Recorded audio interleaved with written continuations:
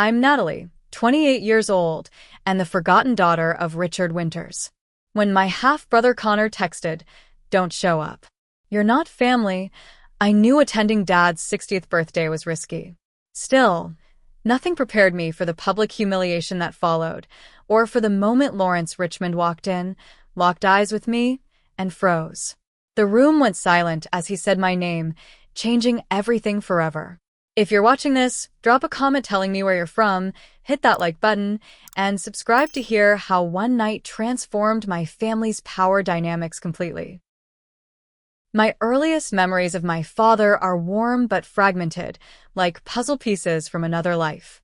I remember him carrying me on his shoulders through Central Park, teaching me to ride a bike on our quiet suburban street, and working late nights at our dining table, his face illuminated by laptop light.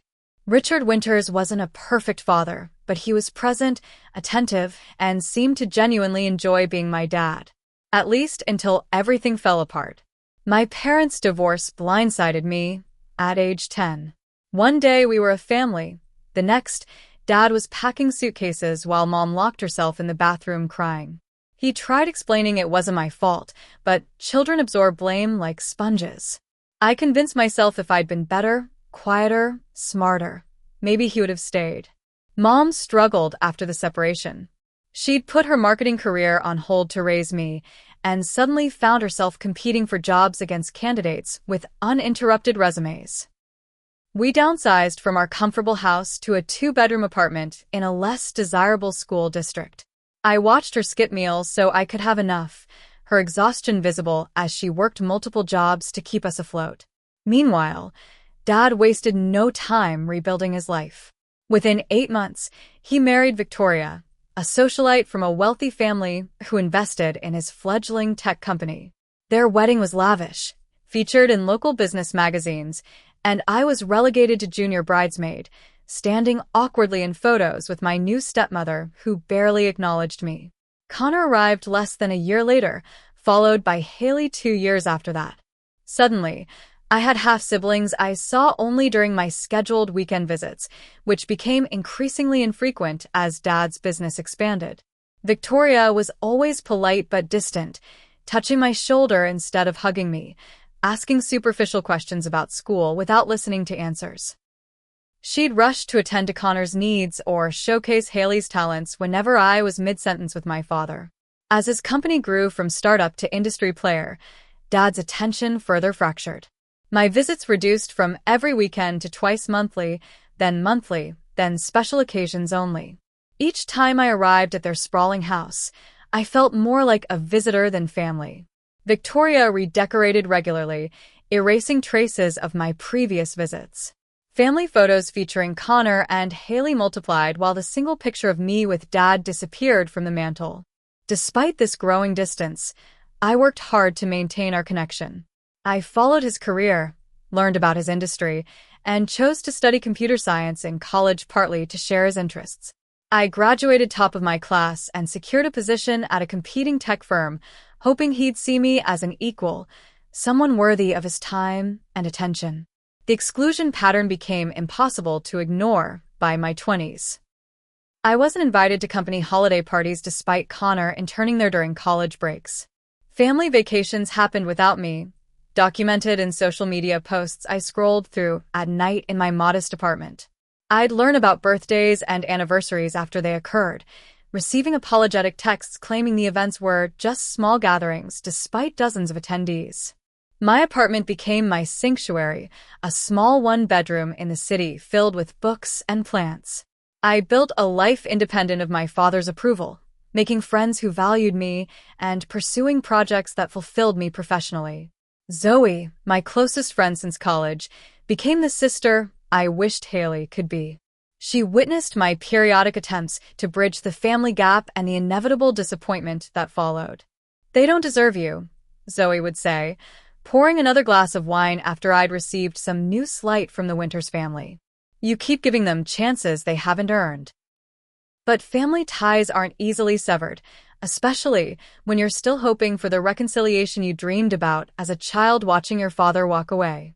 So I maintained the fragile connection, calling on birthdays, sending thoughtful Christmas gifts, and accepting the occasional dinner invitation when Richard remembered my existence long enough to include me.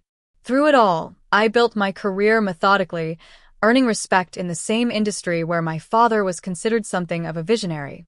Few people made the connection between us, as I used my mother's last name professionally, partly to avoid nepotism accusations and partly because it had become clear I wasn't really considered a Winters anymore.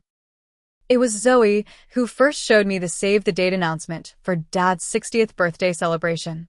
We were having our Friday night takeout ritual in my apartment when she paused mid-bite, staring at her phone with an expression that immediately put me on alert.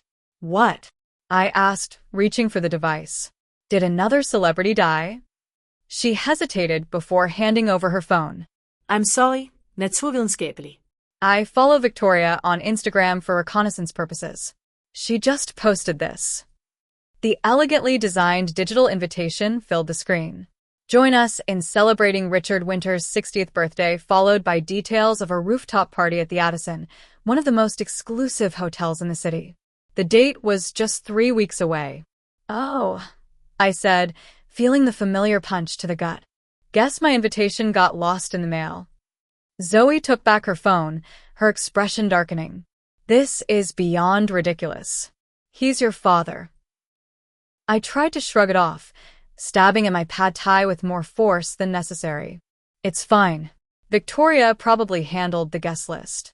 "That doesn't absolve him," Zoe countered. "He's a grown man who's allowing his wife to erase his daughter."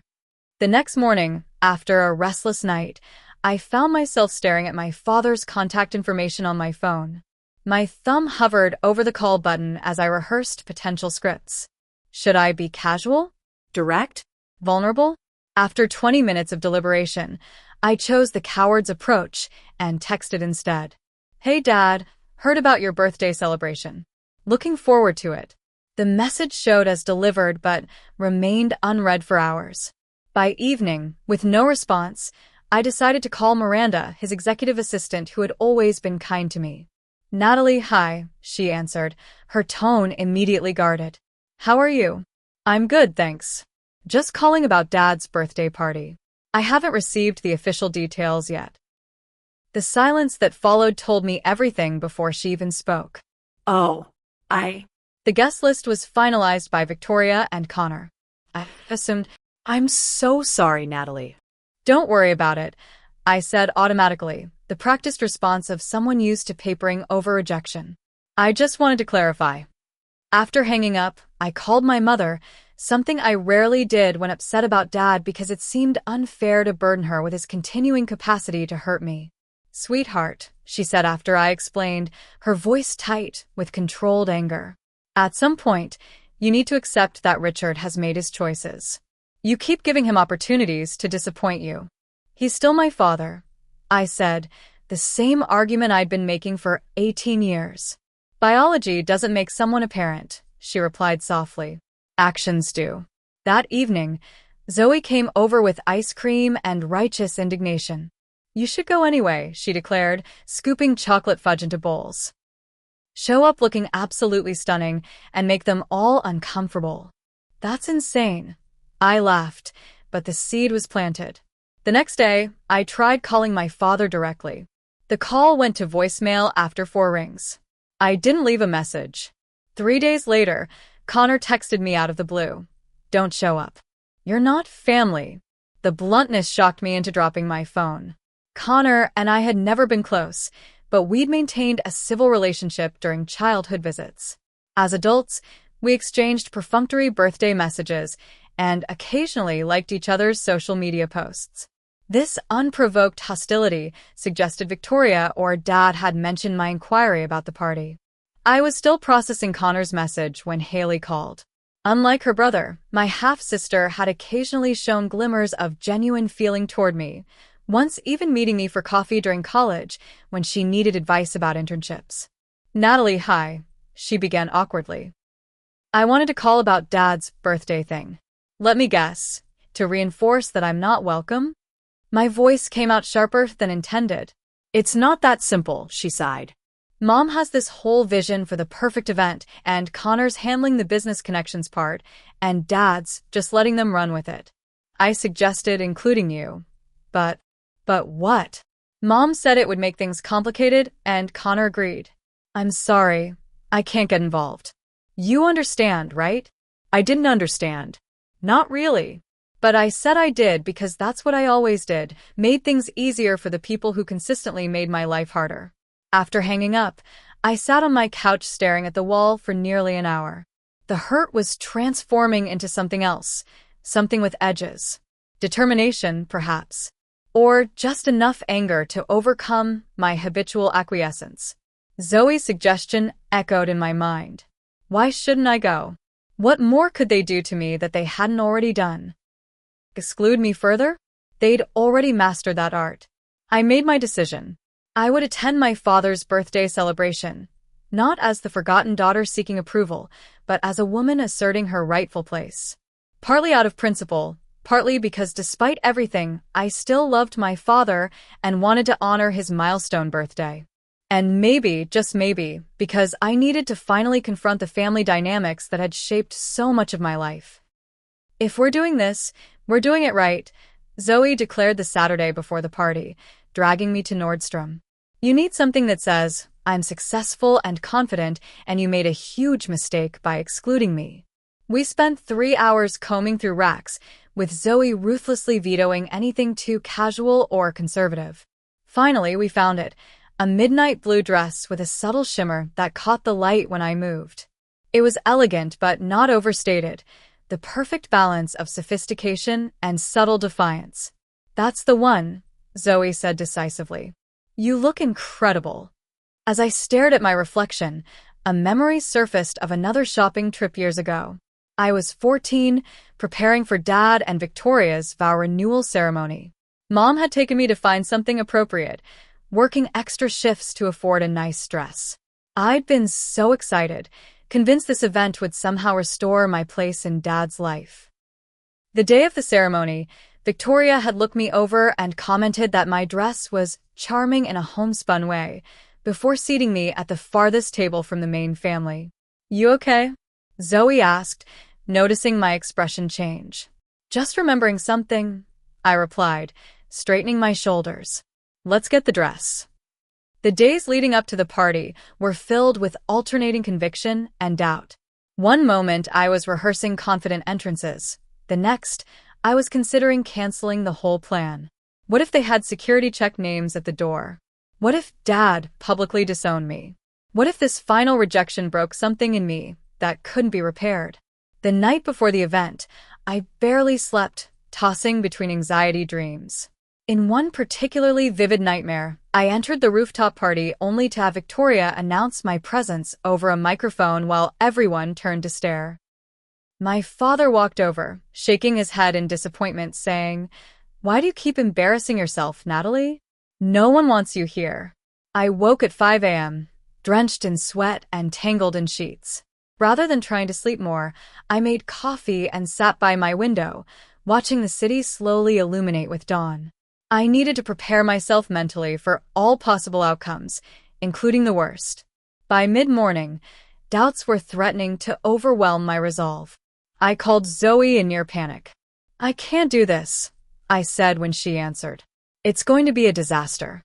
"Breathe," she instructed. "Remember why you're doing this. It's not about them anymore. It's about you refusing to be erased."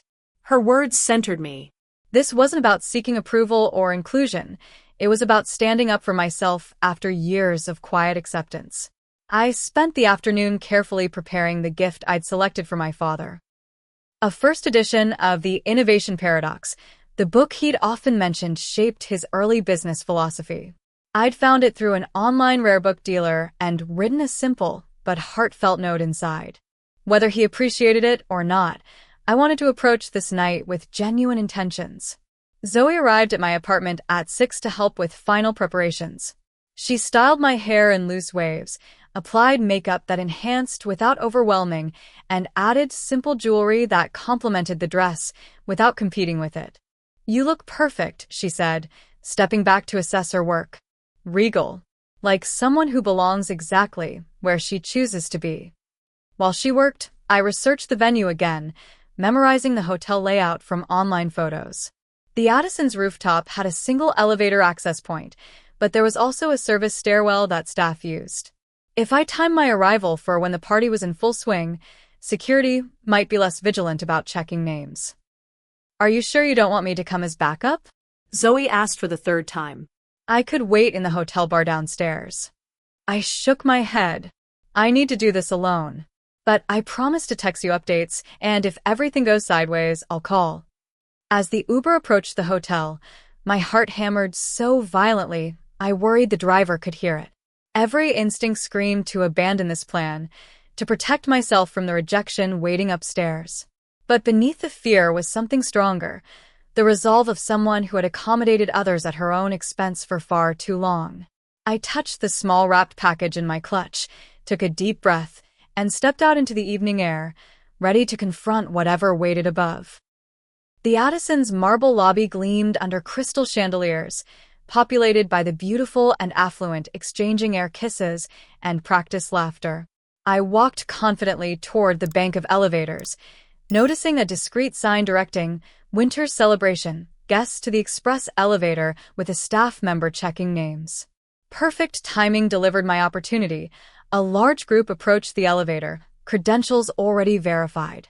I smoothly joined their periphery, smiling and nodding as if I belonged. The security person, overwhelmed with scanning the sudden influx, merely counted bodies before ushering us inside. Just like that, I'd breached the first barrier. The elevator ascended smoothly to the rooftop, my reflection in its mirrored walls showing someone who appeared far more composed than I felt. When the doors opened, I momentarily lost my breath at the transformation of the space. The rooftop had been converted into a garden of lights, thousands of tiny bulbs creating a ceiling of artificial stars above elegant table settings. Glass walls around the perimeter offered uninterrupted city views, the skyline twinkling against the darkening sky. A string quartet played in one corner, while uniformed staff circulated with champagne and hors d'oeuvres. I accepted a flute of champagne from a passing waiter and used it as camouflage, sipping slowly while scanning the crowd. There were perhaps 100 guests clustered in conversational groups, business associates, friends, extended family, all celebrating my father while unaware of the uninvited daughter in their midst. I spotted Connor first, holding court near the bar with people who appeared to be young executives. He'd grown to resemble our father, with the same confident posture and animated hand gestures when making a point. Nearby, Haley laughed with a group of friends, looking elegant in a pale pink dress, her hair styled identically to Victoria's. And there was Victoria herself, the perfect corporate wife in designer wear, moving through the crowd with practiced charm, touching arms and laughing at appropriate intervals. She'd aged well, her blonde hair expertly colored to hide any gray, her figure maintained through rigorous exercise and probable surgical assistance. I was still searching for my father when Victoria's gaze swept past me, then snapped back with recognition. Her smile froze, eyes widening slightly before narrowing. Without breaking her conversation, she touched Connor's elbow and tilted her head subtly in my direction. Connor looked over, his expression transitioning from confusion to anger in seconds. He excused himself from his group and strode directly toward me, Victoria trailing slightly behind. "What are you doing here?" he hissed when he reached me, keeping his voice low but intense. "You weren't invited." I maintained eye contact, refusing to be intimidated. "I'm here to wish our father happy birthday. That shouldn't be controversial." Victoria arrived, positioning herself between Connor and nearby guests, her smile firmly in place though it didn't reach her eyes. "Natalie, this is a private event. I think there's been a misunderstanding." No misunderstanding. I replia vanli. "I'm Richard's daughter, and it's his birthday. I brought him a gift." Connor's face flushed. "You need to leave. Now. Before you cause a scene." "The only scene would be one you create," I countered. "I'm here peacefully to celebrate Dad." "Why does that threaten you?" Victoria's expression hardened.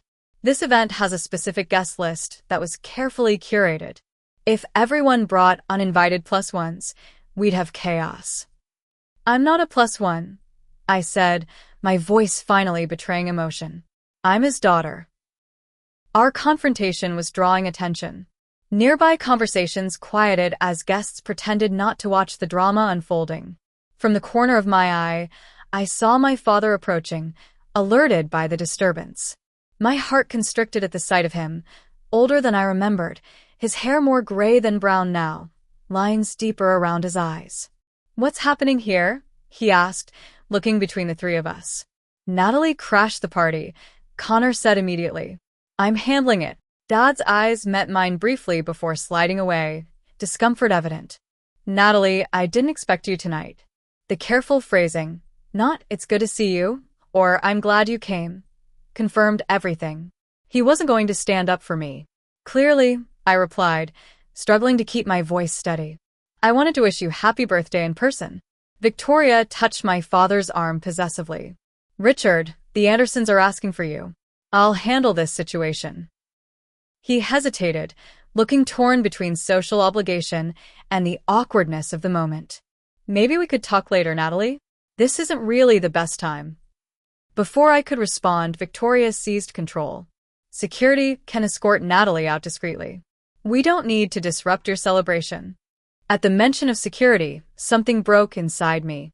The humiliation was becoming unbearable, building to a crescendo that demanded release. I noticed Haley watching from a distance, concern on her face but making no move to intervene. Security. I repeated, my voice rising slightly. Is that really necessary? To have your own daughter physically removed from your birthday party? Guests were openly staring now. My father looked pained, glancing around at the watching eyes. Natalie, please, he said quietly.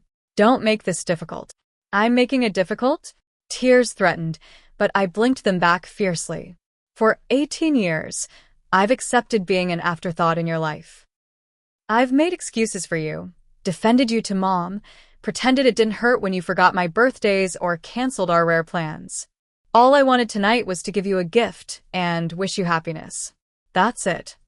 Victoria's lips thinned to a white line. You're always doing this, creating drama and making everything about you. This is exactly why we kept the event intimate. Connor nodded. You're trying to ruin everything as usual. Just leave. I saw a security guard approaching from the entrance, summoned by someone during our exchange. The final humiliation was imminent, being escorted out while everyone watched. For a moment, I considered the dignified exit, walking away before being forced out. Instead, I looked directly at my father. All these years, I kept hoping you'd remember I was your daughter too, that I mattered to you. I guess tonight finally gives me my answer. My voice broke on the last word, tears finally spilling over.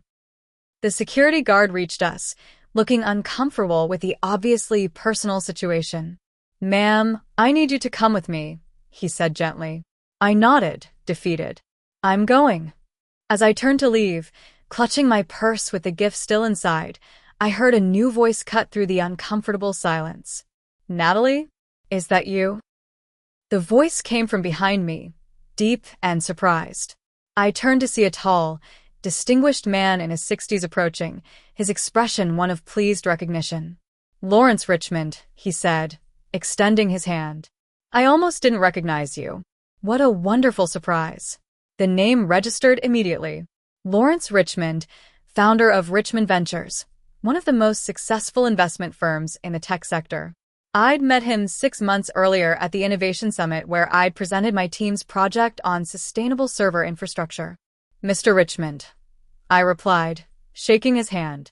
It's good to see you again. The confusion on my family's faces would have been comical under different circumstances. Victoria recovered first, her social training kicking in as she stepped forward with an extended hand. Lawrence, I don't believe we've formally met. I'm Victoria Winters, Richard's wife. Lawrence shook her hand briefly before turning back to me. Natalie gave one of the most impressive presentations I've seen at the summit this year. Your team's approach to reducing server farm energy consumption was revolutionary. Connor interjected, clearly attempting to minimize the connection. You must be thinking of someone else. Natalie works in a junior position at Meridian Tech. Lawrence's eyebrows rose. No, I'm quite certain. Natalie Carter, project lead for the Green Infrastructure Initiative. We spoke at length during the reception afterward. My father was staring at me with an expression I couldn't quite decipher. You presented at the Innovation Summit? Before I could answer, Lawrence continued, his tone casual but carrying unmistakable weight. I've been considering a significant investment in their division. Brilliant work, truly forward-thinking. The atmosphere shifted perceptibly. Lawrence Richmond wasn't just any guest.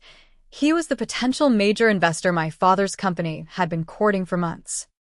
Everyone in the industry knew Richmond Ventures could transform a company's trajectory with their backing. Victoria's face performed impressive gymnastics as she processed this new information, finally settling on a strained smile. How wonderful! We're so proud of Natalie's accomplishments. The security guard, sensing the change in dynamics, had tactfully retreated. Connor looked like he'd swallowed something unpleasant. Lawrence glanced between us, clearly registering the tension. Richard, I'm surprised you didn't mention your daughter was behind the Green Infrastructure Initiative. When we discussed potential investments last month, this would have been relevant information. An uncomfortable silence followed. My father cleared his throat.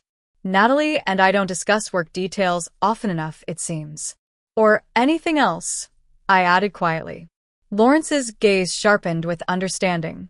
He turned to me, effectively dismissing the others. I'd love to hear about the progress since the summit. Would you mind catching me up? Without waiting for a response from my family, he gently guided me toward a quieter corner of the rooftop. Once we were out of earshot, his friendly expression turned concerned. Are you all right? That seemed rather tense. I exhaled shakily. Family complications. I wasn't actually invited tonight. His eyebrows rose. I see. That explains the security detail. He paused, studying me. Forgive my directness, but are you saying Richard Winter's own daughter wasn't invited to his birthday celebration? It's a long story, I replied, not wanting to air family grievances to a virtual stranger, regardless of how timely his intervention had been. Lawrence nodded, respecting my privacy. Well, I meant what I said about your work. The presentation was genuinely impressive. Have you implemented the cooling system modifications you mentioned? Grateful for the professional topic, I outlined our progress over the past 6 months, explaining the challenges and breakthroughs. Lawrence asked insightful questions that demonstrated his genuine interest and technical understanding. As we spoke, I noticed my father watching us from across the room, his expression unreadable. Victoria was engaged in damage control, speaking animatedly to several guests while repeatedly glancing our way. Connor had retreated to the bar, while Haley hovered uncertainly near the entrance to the rooftop. Your team's approach aligns with where I believe the industry needs to move, Lawrence said, bringing my attention back to our conversation. Sustainability isn't just ethically imperative, it's becoming economically essential. He paused, swirling his drink thoughtfully. I've been considering investments in both established companies embracing these principles and startups built around them from inception. Your father's company falls into the former category, though I've had some reservations about their commitment to true innovation rather than incremental improvements. The strategic implications were clear. Lawrence was indirectly telling me that my father's company needed his investment more than he needed to make it. Business and family should both be built on integrity, he added, his tone conversational but meaningful. I find the two are more connected than most people acknowledge. How a person manages their closest relationships often reflects how they'll handle professional ones. Before I could respond, a chime sounded, signaling dinner was about to be served. Lawrence smiled. Shall we return to the celebration? I believe we've been assigned to different tables, but perhaps we could continue our conversation later. As we walked back toward the main gathering, Lawrence added quietly, I'd very much like to hear about your long-term vision for your work, Natalie.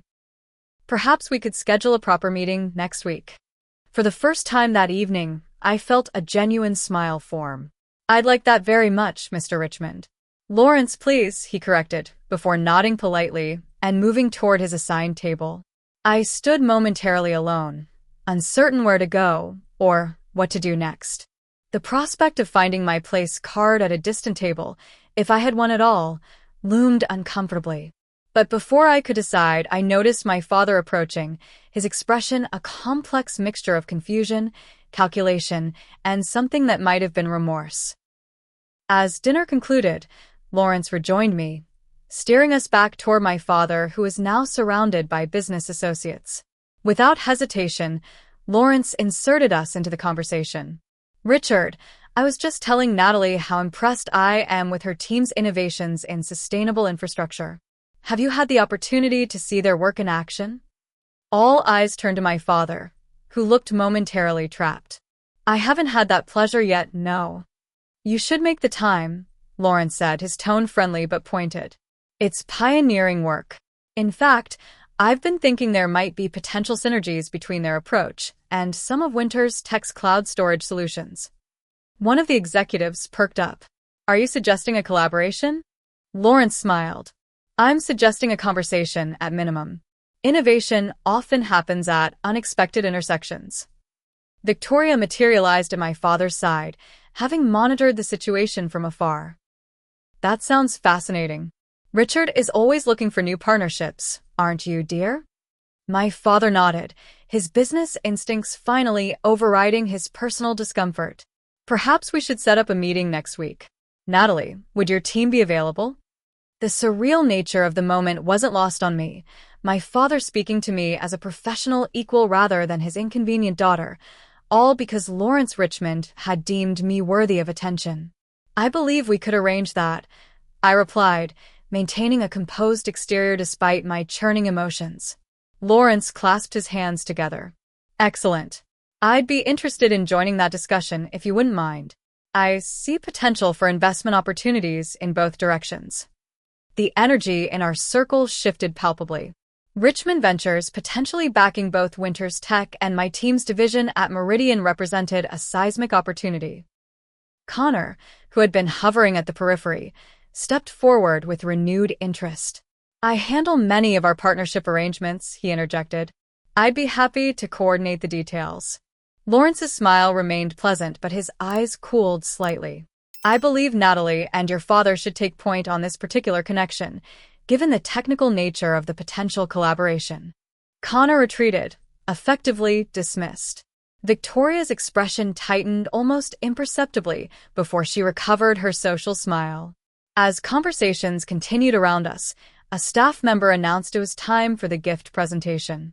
Guests were invited to place their offerings on a designated table, where Richard would open a few select presents while the rest would be opened privately later. My hand went to my purse, feeling the small package inside.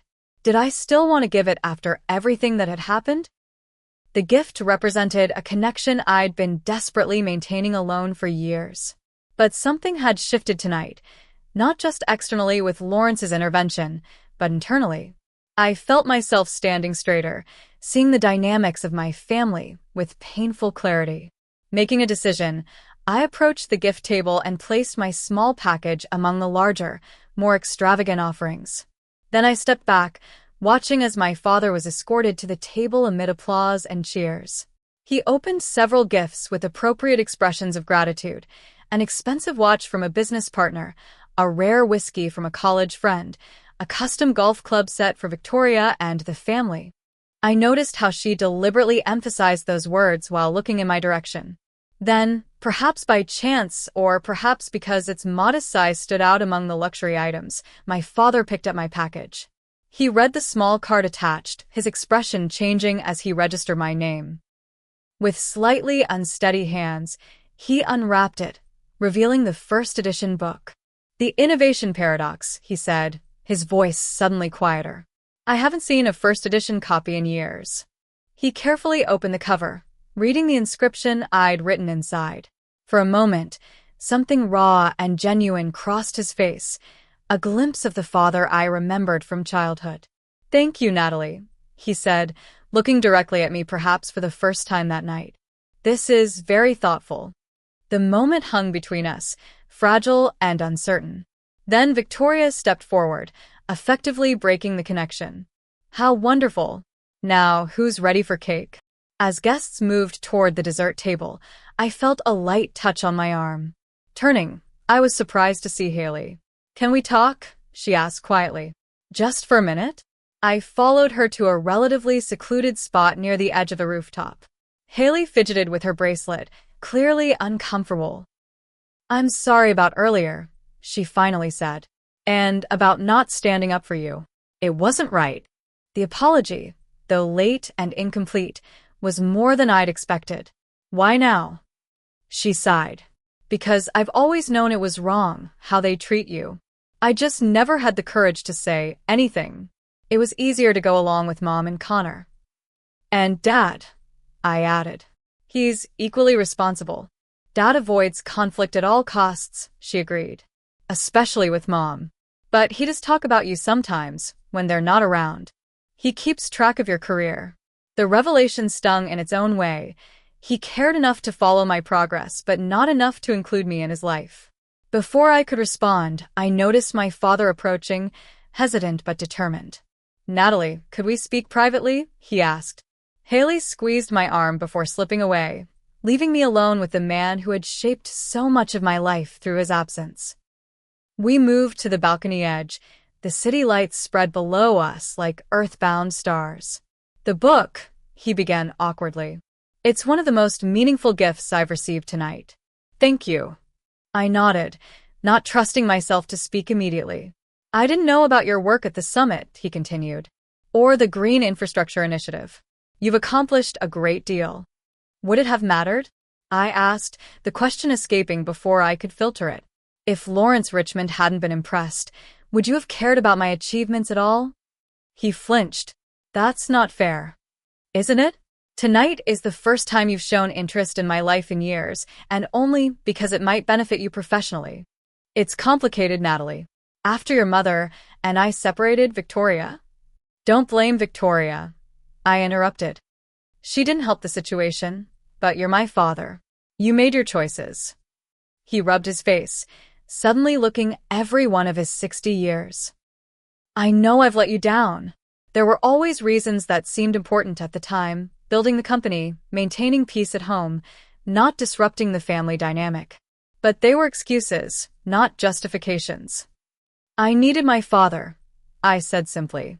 I know, he replied, his voice barely audible. And I failed you. I'm sorry. The apology, long awaited but painfully inadequate, hung in the air between us.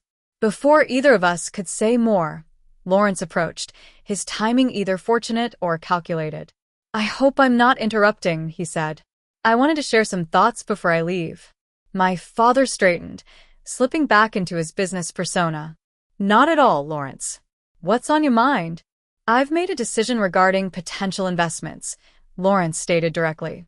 I'm interested in supporting both Winter's Tech's expansion and Natalie's division at Meridian, with the condition that the two entities explore collaborative possibilities. The implications were enormous. Richmond Ventures backing both would create a forced relationship between my father's company and my team. That's unexpected but intriguing, my father managed. Lawrence smiled. I believe in connecting complementary innovations and, frankly, in bringing together complementary people.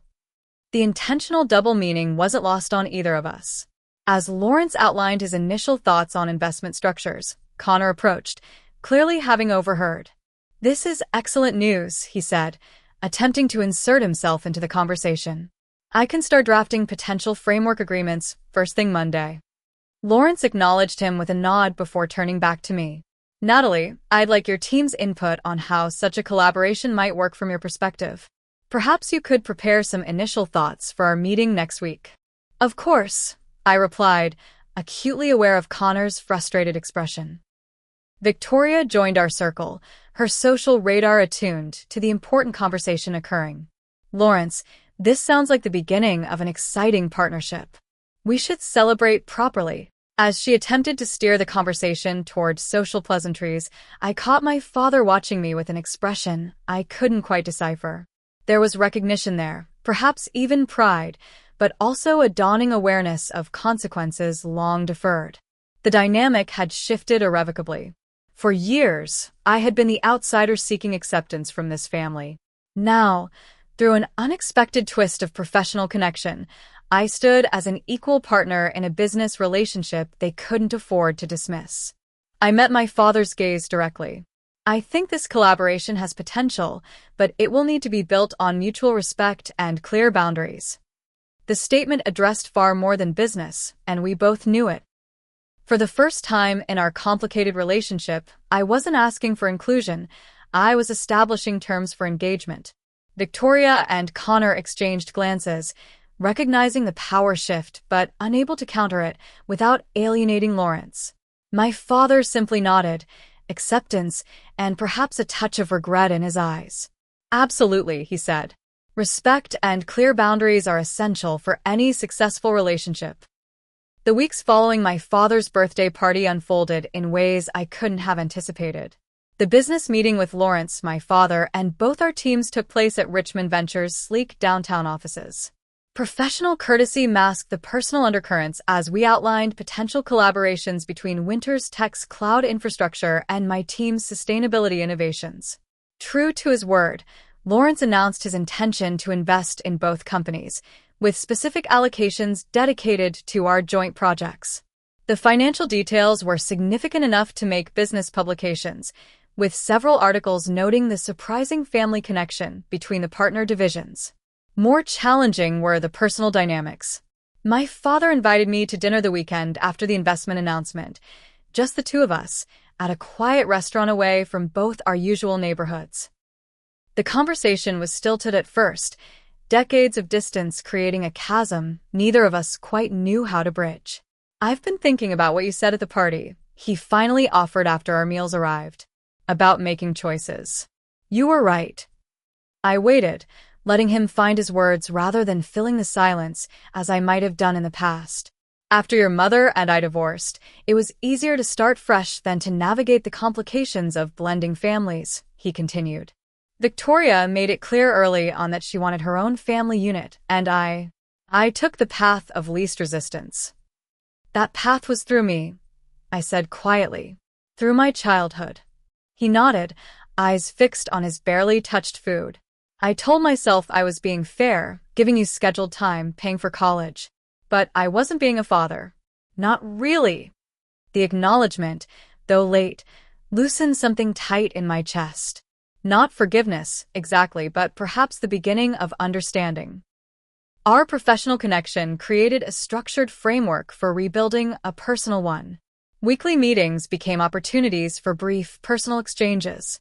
Collaboration documents included occasional handwritten notes.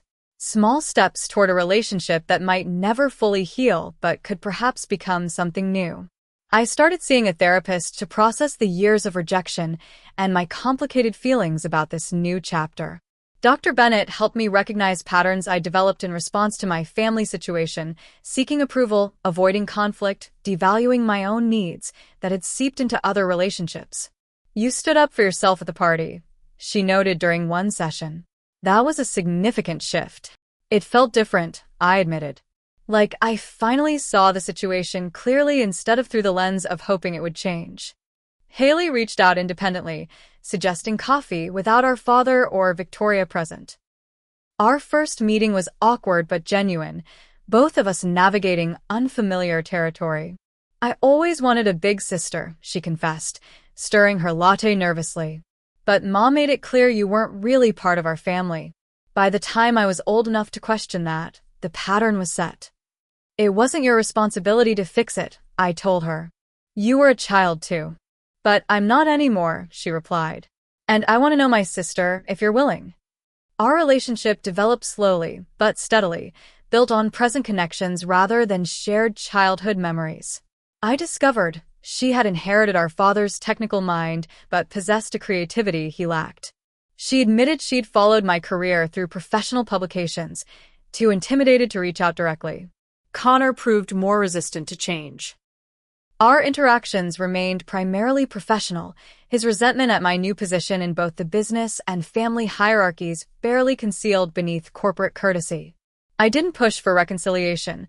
understanding that some relationships might never evolve beyond civil coexistence. Victoria maintained her social persona during necessary interactions, but made no pretense of welcoming me into the family circle. I found I could accept this with newfound equanimity, no longer measuring my worth by her approval. The most profound changes occurred within me. With Zoe's unflagging support and Dr. Bennett's guidance, I began to recognize my own value independent of family validation. Professional success brought satisfaction but no longer served as a substitute for personal fulfillment. I expanded my circle of meaningful relationships, hosting dinner parties in my apartment, joining a hiking group that explored trails outside the city, volunteering with a coding program for underserved high school students. I built connections based on genuine compatibility rather than desperate need for acceptance. Lawrence proved to be more than a timely business connection. His investment in my team's division accelerated our projects, and his mentorship provided valuable guidance as I navigated increased responsibilities. During one of our regular check-ins, he shared a perspective that resonated deeply. Family relationships are complex, he said, recounting his own complicated history with estranged siblings. But they don't define your capacity for connection or your inherent value. They're just one part of your story, not its entirety. 6 months after the birthday party, my father invited me to a small dinner at his home, not the sprawling house where Victoria reigned, but a recently purchased condo downtown that he used occasionally for late work nights. Haley would be there, along with a few close friends from his early career days. Victoria and Connor had prior commitments. As I rode the elevator to his floor, I reflected on the journey that had brought me to this point. The hurt hadn't disappeared entirely. Some wounds leave permanent marks. But it no longer dominated my emotional landscape or dictated my choices. The dinner was surprisingly comfortable, conversation flowing more easily than I'd expected. For the first time in my adult life, I felt neither like an outsider desperately seeking inclusion nor a professional connection leveraging newfound influence, but simply a person among people, valued for my presence rather than my utility. When my father walked me out afterward, he paused at the elevator, uncharacteristic emotion visible on his face. "I'm proud of you, Natalie," he said. "Not because of the Richmond investment or your professional accomplishments, though those are impressive. I'm proud of the person you've become, largely without my help."